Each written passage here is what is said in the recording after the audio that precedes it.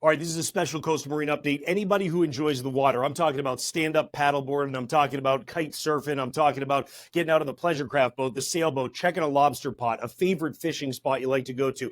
I'm going to show you how to use our app to get the data where you go. And the reason I'm doing that is because when I asked you, do you want a Coastal Marine forecast?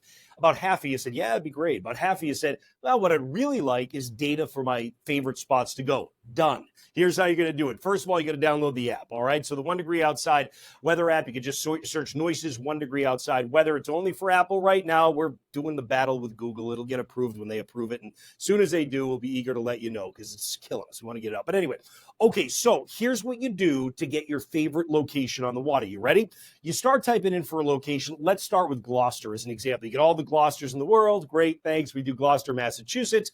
Then what you're going to do is hit the 3 dots on the side of Gloucester, Massachusetts. Choose pinpoint. When you choose pinpoint, we've been telling landlubbers that you can do this to put it right into your yard, right?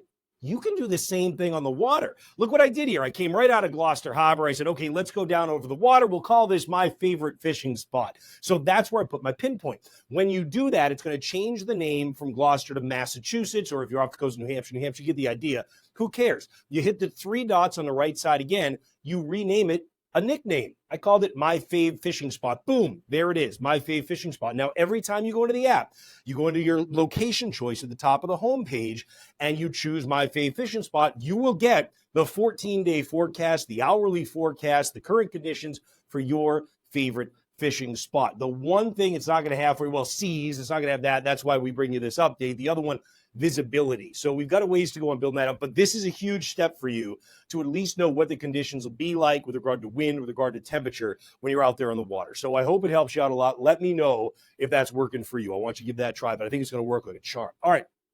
Meanwhile, tomorrow on the water, look, we've still got a southerly and southwesterly wind. The cold front coming in tomorrow is up in northern New England. So you've got chop out there from the breeze that's going, but it's not that bad, right? And the reason I say that is it's all relative because we're going to end up turning the winds onshore later in the week. In fact, as soon as Thursday. So for tomorrow, again, showers will come into the south coast. You'll have them around in the course of the morning. Then they kind of melt away a bit. Then a couple pop up again later on in the day. And you can see generally, what is it, a 2 to 3 and 1 to 2 foot sea in the sounds. It's about 1 to 2 feet even east of the National Seashore, running up to Boston Harbor and Stellwagen. Not bad. Again, the green representing a couple of showers that may be able to bubble up over the course of the day. And then when you get along the coast of Maine, you've got about a 2 to 3 foot sea, a little more chop because the wind comes parallel to the coastline if it's out of the southwest for you. Then we get into Thursday, things change quite a bit. The wind comes in off the ocean. It's an easterly wind along the south coast. It's a northeast wind for the remainder of the coastline. And look what it does to the seas. Exactly what you would expect. They go up, and once they're up, the problem is